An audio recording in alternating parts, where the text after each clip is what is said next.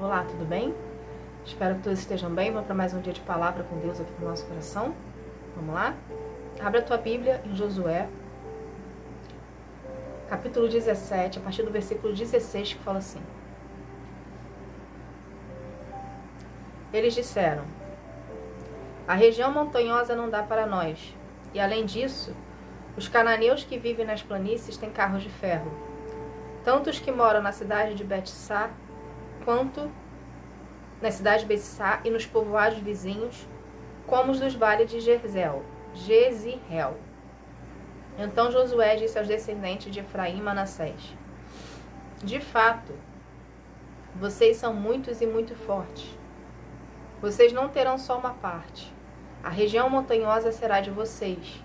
Embora seja uma floresta, vocês limparão o terreno e ficarão com ele de ponta a ponta, pois vocês expulsarão os cananeus, embora eles tenham carro de ferro e sejam fortes.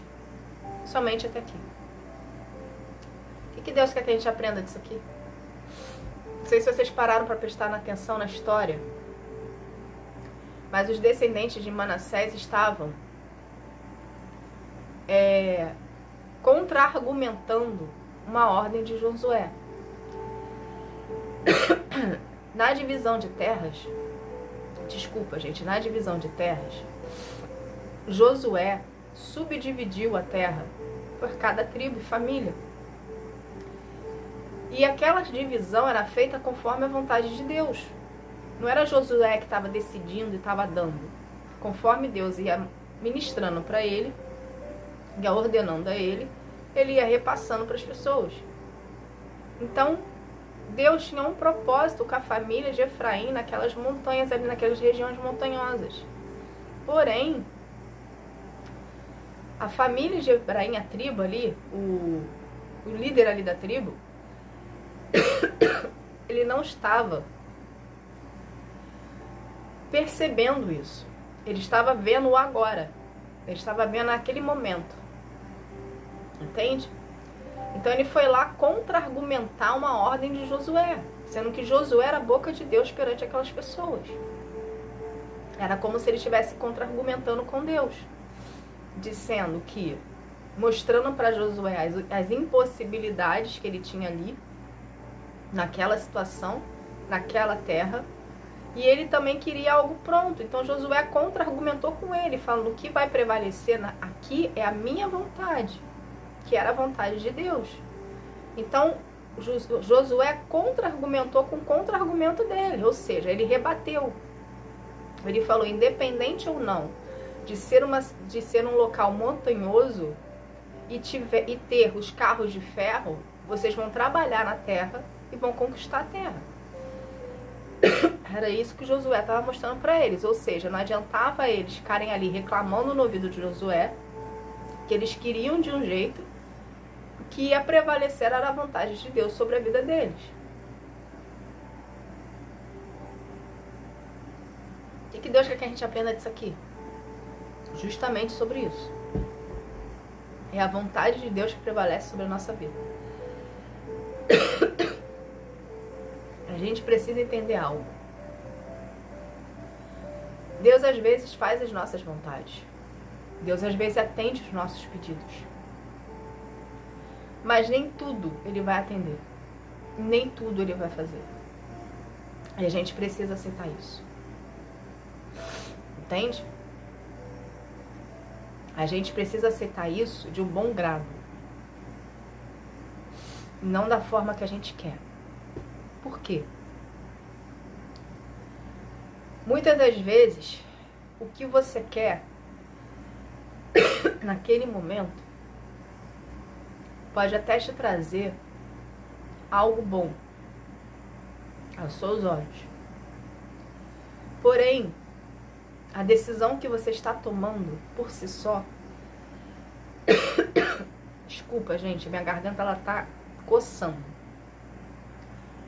A decisão que você está tomando por si só, ela vai acarretar algo lá na frente. E o seu futuro, quem tem projetado para ti pronto, é Deus. Então a decisão que você está tomando agora, ela pode sim alterar o curso da sua história. Então o que que Deus faz? Ele deixa você até um certo limite. Para você ver que as coisas não funcionam da maneira que você quer. Então ele permite você ir até um certo limite. Ele frustra o seu plano. Ele mostra para você o porquê frustrou o seu plano. E ele consegue te convencer que o plano dele é melhor.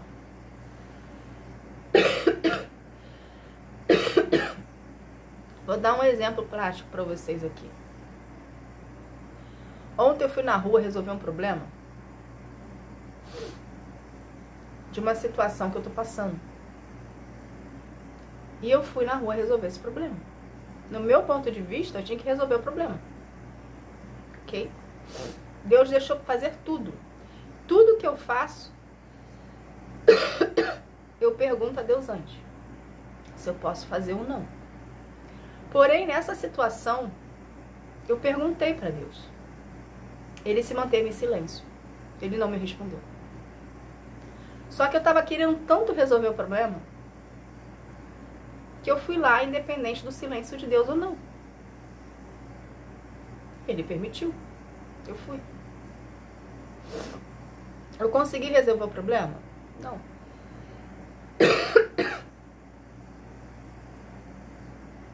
Por quê? Porque não era da vontade dele. Eu fui no local, fiquei na fila, demorou, me desgastei, não resolvi, voltei para casa.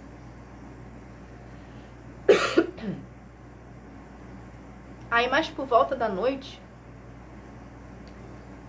Deus virou para mim e falou assim: você entende que é a minha vontade que prevalece? Eu frustrei o seu plano porque eu conheço você. Ele falando isso pra mim. Eu sei que se você conseguisse o que você queria, você não ia parar onde você ia conseguir. Por mais que você falasse pra mim que você só queria saber.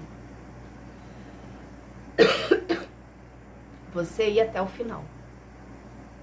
Então eu frustrei o seu plano. Eu não permiti que aquela pessoa te ajudasse. Para você entender que a minha vontade prevalece. E que meu plano é bom, perfeito e agradável. Entende? E ele me mostrou o motivo porque ele frustrou meus planos. E naquele momento ali, eu vim a entender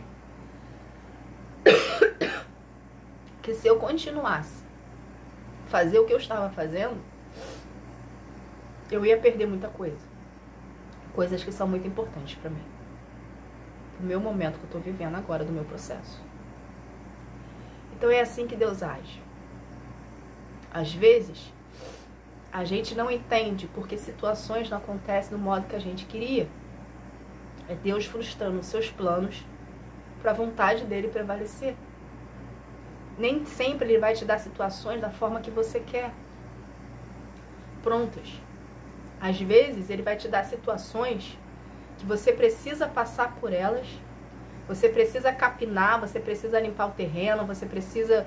Igual eles receberam aquelas regiões montanhosas, era uma região de difícil acesso e ainda tinha uma floresta, na qual eles tinham que lidar para limpar aquela floresta, ao mesmo tempo lidar com o povo que estava ali. Então haverá situações na sua vida que Deus vai te entregar elas de um modo cru, a qual você precisa trabalhar na terra para poder adquiri-la e possuí-la. Mas por que Deus faz isso? Por que Deus não entrega pra gente pronto? Porque Deus quer que você aprenda algo com aquilo ali. Deus quer que você aprenda algo com aquilo ali. Deus quer que você aprenda a depender dele. Deus quer que você aprenda a confiar nele. Entende? Então tudo com Deus há propósitos. A gente quer de uma maneira, a gente quer de um jeito, a gente contra-argumenta. Deus, com toda a sua paciência, ele escuta, fica nos olhando, esperando a gente parar de fazer birra, porque isso é uma birra. E a gente vai lá e acata o que ele prega. Porque no final a gente acata o que Deus quer. A gente briga, a gente contra-argumenta, a gente faz, a gente acontece, a gente se cansa, a gente se frustra. Mas no final o que prevalece é a vontade de Deus sobre a nossa vida. Então, ao invés de você ser um filho desobediente, seja um filho obediente. Entende? Por quê? Porque você vai se frustrar menos. Por quê? Porque é a vontade de Deus prevalece. Entende, gente? Então, seja o filho obediente. Por quê? Porque Deus conhece o teu futuro. E Ele sabe que a decisão que você toma hoje, ela pode sim interferir no seu futuro. E você pode vir sim a perder as bênçãos de Deus para sua vida. Deus não quer que você perca a promessa. Deus não quer que você perca o milagre. Deus não quer que você perca os planos deles para ti. Ele quer que você viva. Então vai ter momentos sim na tua vida que Ele vai frear você, vai parar você, vai botar você no eixo e vai falar assim: filho, me escuta. Deixa que eu faço do meu jeito. Que do meu modo é o correto. Entende? Então seja você o filho obediente que vai acatar a voz de Deus na sua vida e não queira pagar um preço alto por perder os planos de Deus para sua vida. Queira viver os planos dele, não queira perder os planos dele.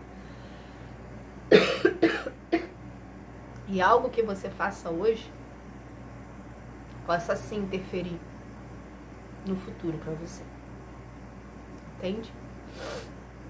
Então, entre em obediência com o Senhor, em concordância com o Senhor, priorize somente a Ele, deixa Ele trabalhar na sua vida, deixa Ele trabalhar nos bastidores, deixa Ele fazer do modo dele, no momento certo, na hora oportuna. Ele vai entregar tudo nas tuas mãos pronto, e você não vai precisar gastar tempo, nem disposição, nem saúde para ir atrás de situações, pessoas e lugares para fazer algo acontecer, porque Ele vai entregar nas tuas mãos o veredito daquela situação que você queria resolver. Entende? Tá bom? Essa foi a mensagem. Que Deus abençoe a sua vida. Fique na paz. Tchau, tchau.